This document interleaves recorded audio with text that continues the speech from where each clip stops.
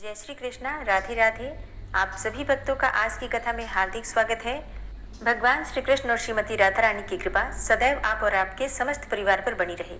और अब भगवान श्री राम का ध्यान करके आज की कथा का प्रारंभ करते हैं। जब विकुंडल ने यमदूत से पूछा कि हे यमदूत, तुम तो मुझे इतना बताने की कृपा करो कि कौन से वो कर्म होते हैं जिन्हें करने से मनुष्य को यमलोक की प्राप्ति नहीं होती, क्योंकि तुम तो सब जानते हो, सर्वज्ञ हो।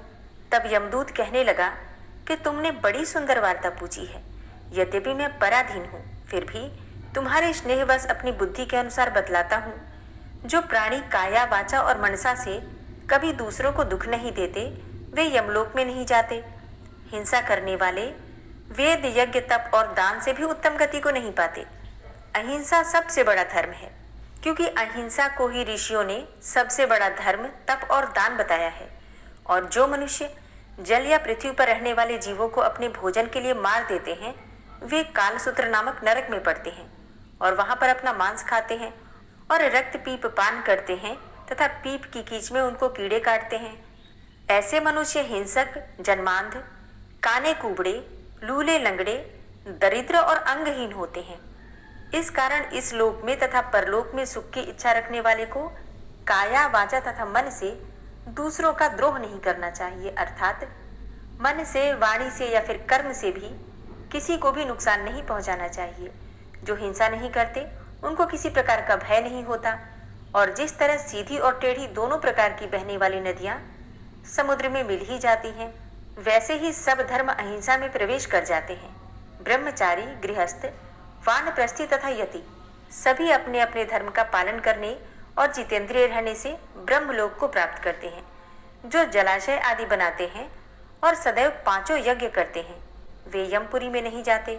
और जो इंद्रियों के वशीभूत नहीं हैं, वेदवादी और नित्य ही अग्नि अर्थात हवन आदि का पूजन करते हैं, ऐसे मनुष्य स्वर्ग में जाते हैं। और जो युद्ध भूमि में सूरवीर मर जाते हैं, अर्थात जो शहीद हो जाते हैं, वे सूर्यलोक को प्राप्त होते हैं।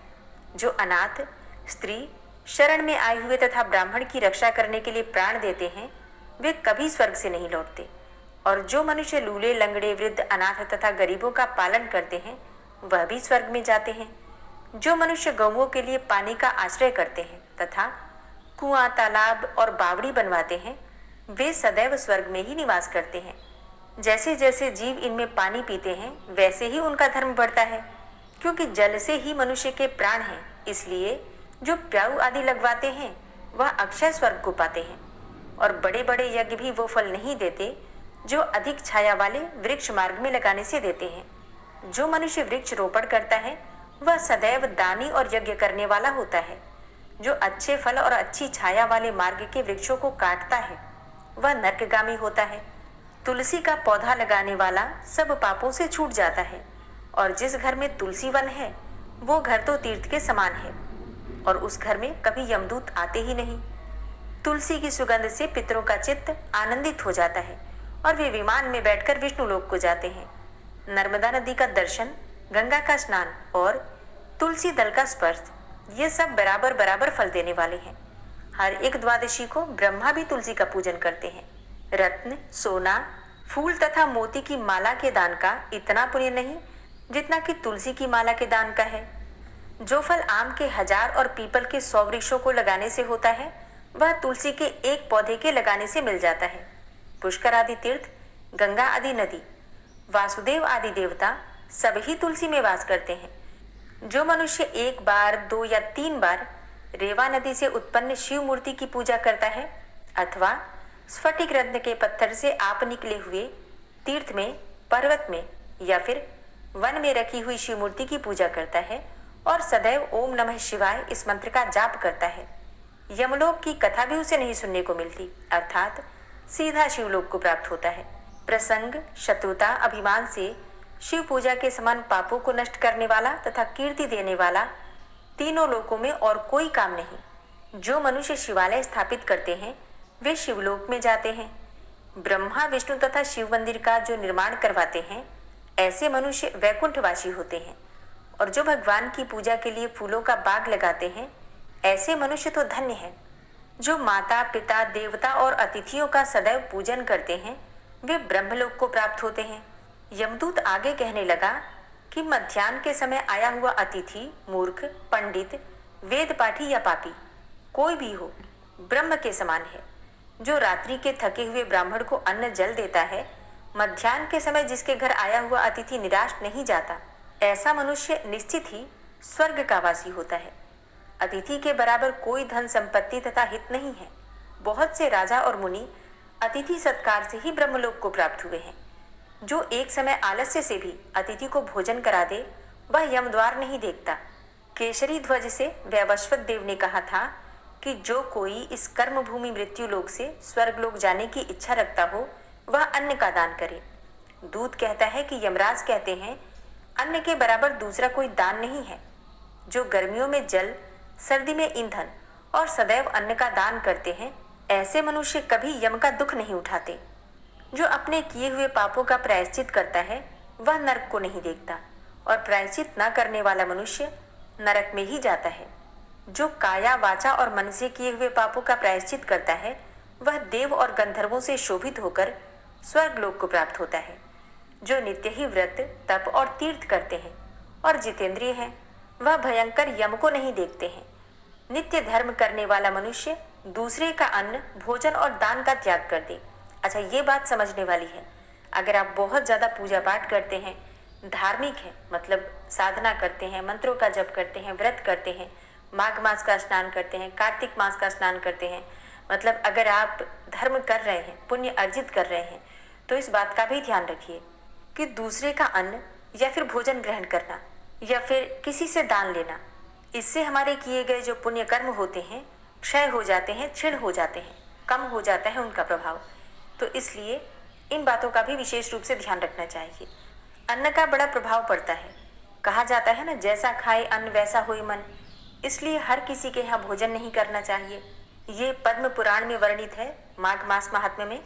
तो इन बातों का हमें जरूर ध्यान रखना चाहिए। अगर हम बहुत ज़्यादा पुण्य कर्म संचित कर रहे हैं, अर्जित कर रहे हैं अपने लिए, तो प्रयास कीजिए, इन छोटी छोटी बातों पर भी ध्यान दीजिए। अब यमदूत आगे कहता है कि नित्य स्नान करने से बड़े बड़े पापों का भी नाश हो जाता है और यम को नहीं देखना पड़ता। बिना स्नान पवित्रता कैसे हो सकती है? जो मनुष्य पर्व के समय चलते जल में स्नान करते हैं, अर्थात किसी भी नदी या फिर सरोवर में स्नान करते हैं, तो ऐसे मनुष्यों को बुरी योनि नहीं मिलती और न ही वे नरक में जाते हैं। माघ मास में प्रातःकाल स्नान करने वाले मनुष्यों को नियम पूर्वक तिल, पात्र और तिल कमल का दान करना चाहिए।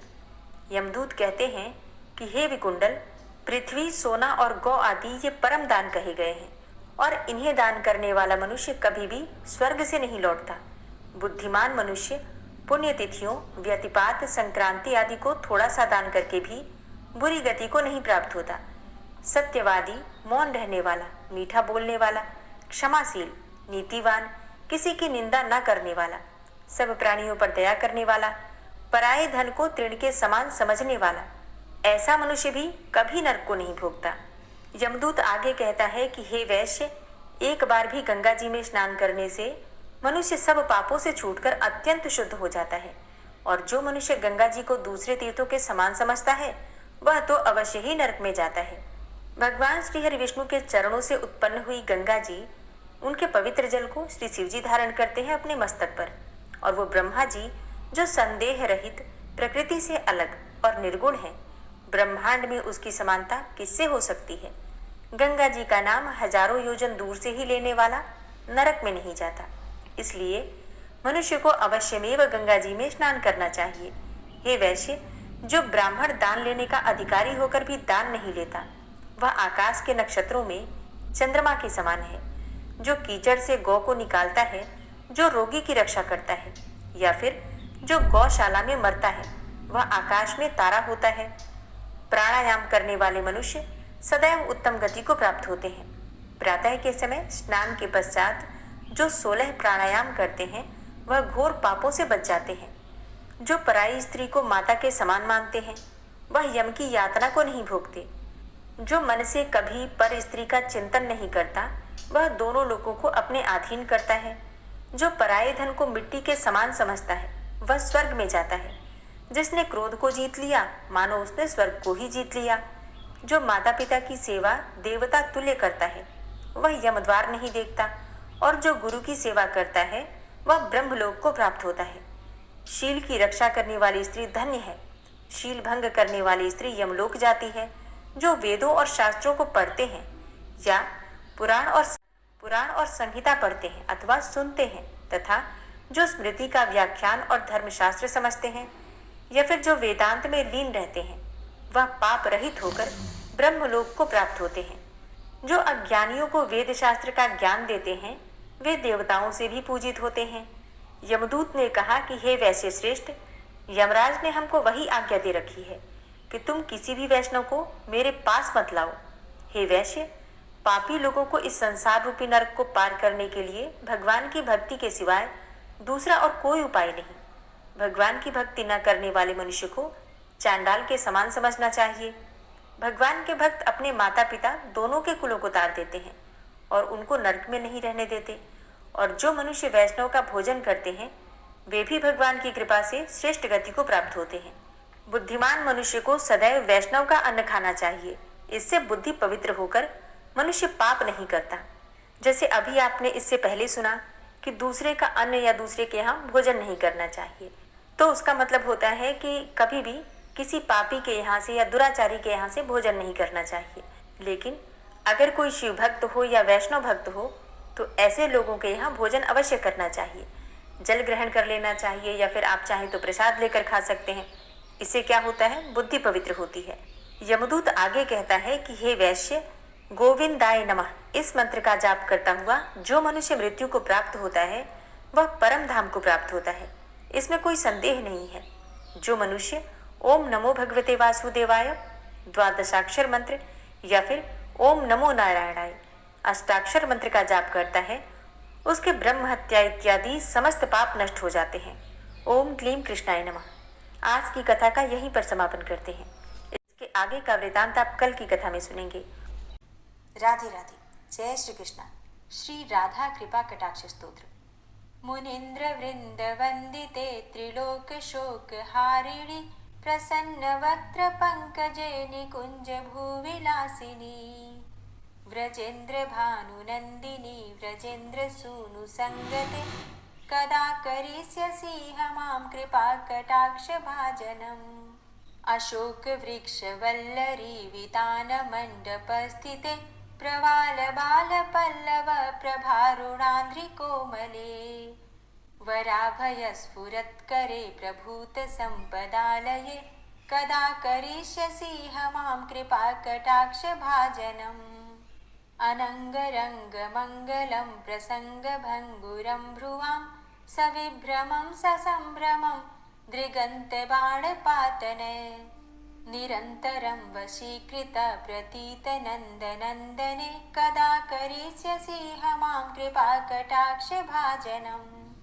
तडित्सुवर्ण चंपक प्रदीप्त गौर विग्रहे मुख प्रभा परास्त कोटि सारदेन्दु मंडले विचित्र चित्र संचर चकोर शावलोचने कदा करिष्यसि हमां कृपा कटाक्ष भाजनम्। मदोन्मदादि यौवने प्रमोदमान मंडिते प्रियानुराग रंजिते कला विलास पंडिते अनन्य धन्य कुंज राज्य काम केली कोविदे कदा करिष्यसि हमां कृपा कटाक्ष भाजनम्।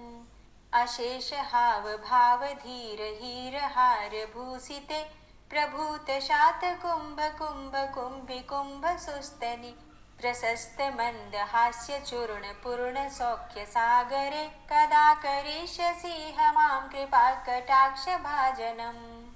मृणाल वाल वल्लरी तरंग रंग दौर्लते लताग्रलास्य लोल नील लोचनावलोकने ललल्लुलन्मिलन् मनोज्ञ मुग्ध मोहिनाश्रिते कदा करिष्यसि हमां कृपा कटाक्ष भाजनम्। सुवर्ण मल्लिकांचित त्रिरेख कंबुकंठगे त्रिसूत्र मंगली गुण त्रिरत्न दीप्ति दीधिते सलोल नील कुंतल प्रसून गुच्छ गुंफिते कदा करिष्यसि हमां कृपा कटाक्ष भाजनम्। नितंब बिंब लंबमान पुष्प मेखला गुणे प्रशस्तरत्नकिङ्किणीकलापमध्यमञ्जुले करीन्द्रशुण्डदण्डिकावरोहशोभगोरुके कदा करिष्यसि मां कृपाकटाक्षभाजनम् अनेकमन्त्रनादमञ्जुनूपुरारवस्खलत् समाजराजहंसवंश निक्वणाति गौरवे विलोल हेमवल्लरी विडम्बिचारुचङ्क्रमे कदा करिष्यसि मां कृपाकटाक्षभाजनम् अनन्तकोटिविष्णुलोकनम्रपद्मजार्चिते हिमाद्रिजापुलोमजा विरिञ्चिजावरप्रदे अपार सिद्धिरिद्धिदिग्धसत्पदाङ्गुलीनखे कदा करिष्यसि मां कृपाकटाक्षभाजनम् मखेश्वरी क्रियेश्वरी स्वधेश्वरी सुरेश्वरी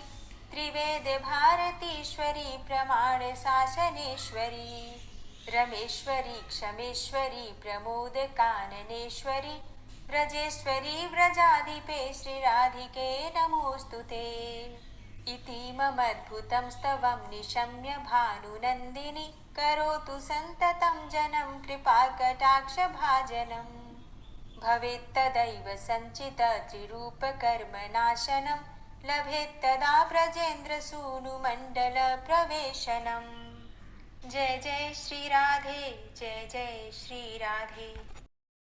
विश्वं विश्वरूपचत्कारो भूतभव्य भवत्प्रभु भूतकृत भूतभृद्भावो भूतात्मा भूतवाहन भूतात्मा परमात्मा च मुक्तानां परमागति अव्ययः पुरुषः साक्षी क्षेत्रज्ञो अक्षर एव च योगो योगविदां नेता प्रधानपुरुषेश्वरः नारसिंहवपुः श्रीमान् केशवः पुरुषोत्तमः सर्वः शर्वः शिवस्थाणुर्भूतादिर्निधिर्व्ययः सम्भवो भावनो भर्ता प्रभवः प्रभुरीश्वरः स्वयंभू शम्भुरादित्यः पुष्कराक्षो महास्वनः अनादिनिधनो धाता विधाता धातुरुत्तमः अप्रमेयो ऋषिकेश पद्मनाभो अमरप्रभु विश्वकर्मा मनुस्त्वष्टा स्थविष्ठः स्थविरोधुवः अग्राह्यः शाश्वतः कृष्णो रोहिताक्षः प्रदर्दनः प्रभूतस्त्रिककुब्धाम पवित्रं मङ्गलं परम् ईशानः प्राणदः प्राणो ज्येष्ठः श्रेष्ठः प्रजापति हिरण्यगर्भो भूगर्भो माधवो मधुसूदनः ईश्वरो विक्रमी धन्वी मेधावी विक्रमः क्रमः अनुत्तमो दुराधर्षः कृतज्ञः कृतिरात्मवान् सुरेशः शरणं शर्म विश्वरेताः प्रजाभवः अह संवत्सरो व्यालः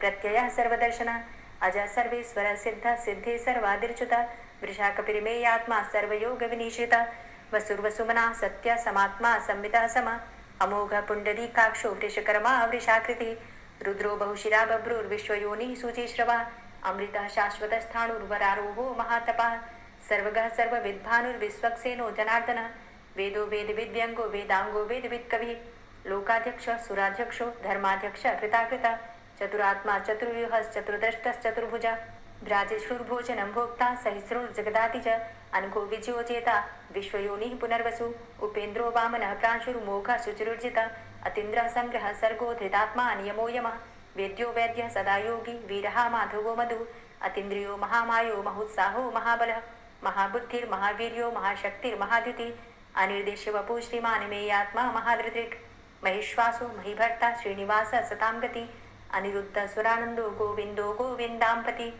मरीचिर्दमनो हंस सुपर्णो भुजगोत्तम हिरण्यनाभ सुतपा पद्मनाभ प्रजापति अमृत्यु सर्वदिक्सिंह संधाता संधिमान स्थिर अजो दूर्मर्षण शास्ता विश्रुतात्मा सुरारिहा गुरुर्गुर्तमो धाम सत्य सत्य पराक्रम निमिषो अनिमिषो श्रग्वी वाचस्पति रुदारधि अग्रणिर्ग्रामणी श्रीमान् न्यायो नेता समीरण सहस्रमुद्धा विश्वात्मा सहस्राक्ष सहस्रपात आवर्तनो निवृत्तात्मा संवृता संप्रवर्धन असंवर्तको वह निर्निलोधरणीधरः सुप्रसादः प्रसन्नात्मा विश्वदृक् विशुभुग् विभु सत्कर्ता सत्कृतः साधु जहनुर्नारायणो नरः असंख्येयो अप्रमेयात्मा विशिष्टशिष्टकृच्छुवि सिद्धार्थ सिद्धसंकल्प सिद्धिदा सिद्धिसाधनः वृषाहि वृषभो विष्णुर्विष्पर्वा वृषोदरः वर्धनो वर्धमानश्च विविक्तः श्रुतिसागरः सुभुजो दूर्धरो वाग्मी महेन्द्रो वसुदो वसु नैकरूपो बृहद्रूप शिपिविष्टः प्रकाशनः ओजस्तेजो द्युतिधरः प्रकाशात्मा प्रतापनः ऋद्धस्तष्टाक्षरो मन्त्रश्चन्द्रांशुर्भास्करद्युतिः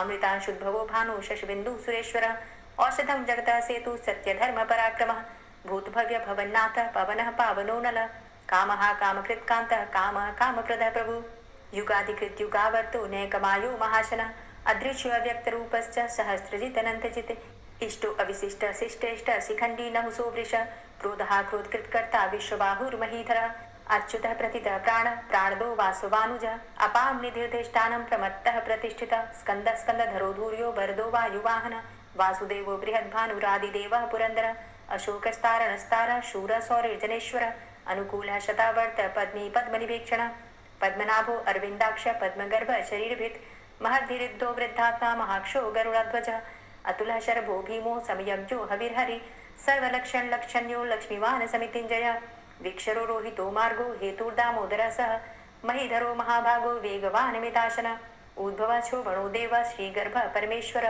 करणं कारणं कर्ता विकर्ता गहनो गुह व्यवसायो व्यवस्थान संस्थान स्थानदो ध्रुव परर्थी परमस्पस्तुष्ट पुष्ट सुभेक्षण रामो विरामो विरजो मार्गो नेयो नयोनय वीर शक्तिमतां श्रेष्ठो धर्मो धर्मविदुत्तम वैकुंठ पुरुष प्राण प्राणदः प्रणव पृथु हिरण्यगर्भ शत्रुघ्नो व्याप्तो वायुरुधोक्षज ऋतु सुदर्शनः कालः परमेष्ठी परिग्रह उग्र संवत्सरो दक्षो विश्रामो विश्वदक्षिण विस्तारस्थावरस्थाणु प्रमाणं बीजमव्ययम् अर्थो अनर्थो महाकोशो महाभोगो महाधन अनिर्विण्णस्तविष्टो धर्मयुपो महामख नक्षत्रनेमिर्नक्षत्री क्षमा चामः समीहन यज्ञ महेज्यश्च ततु सत्रं सतां गति सर्वतर्षि विमुक्तात्मा सर्वज्ञो ज्ञानमुत्तमं सुव्रतः सुमुखः सुष्मा सुघोषः सुखदः सुहृतः मनोहरो जित्क्रोधो वीरबाहुर्विदारणः स्वापनः स्ववसो व्यापी नैकात्मा नैककर्मकृत् वत्सरो वत्सलो वत्सी रत्नगर्भो धनेश्वरः धर्मगुप्त धर्मकृत धर्मी सदसक्षरमक्षरम् अविज्ञाता सहस्रांसुर्विधाता कृतलक्षण गवस्थिनेमिः सत्त्वस्थ सिंहो भूतमहेश्वरः आदिदेवो महादेवो देवेशो देवभृद्गुरु उत्तरो गोपतिर्गोप्ता ज्ञानगम्यः पुरातनः शरीरभूतभृद्भोक्ता कपीन्द्रो भूरि दक्षिणः सोमो अमृतपः सोमः पुरुजित पुरुषोत्तमः विनयोजयः सत्यसन्धो दाशाः सात्वताम्पति जीवो विनयिता साक्षी मुकुन्दो अमितविक्रमः अम्भो निद्रणन्तात्मा महोदधीशयोऽन्तकः अजोमहारः स्वाभाव्यो जितामित्रः प्रमोदन आनन्दो नन्दनो नन्दः सत्यधर्मा त्रिविक्रमः महर्षि कपिलाचार्यः कृतज्ञो मेदिनीपति त्रिपदस्त्रिदशाध्यक्षो महाशृङ्ग कृतान्तकृत् महावराहो गोविन्दः सुखेणः कनकाङ्गदी गुह्यो गभीरो गहनो गुप्तश्चक्रगदाधरः फेथा स्वाङ्गो अजितः कृष्णो दृढः सङ्कर्षणोच्युतः वरुणो वारुणो वृक्षः पुष्कराक्षो महामनाः भगवान् भगानन्दी वनमाली हलायुध आदित्यो ज्योतिरादित्यः सहिष्णुर्गति सत्तमः सुधन्वाखण्ड परशुर्दारुणो द्रविडप्रदः दिविस्त्रिक्सरदृग्व्यासो वाचस्पतिर्योनिजः त्रिसामा सामगः सामान्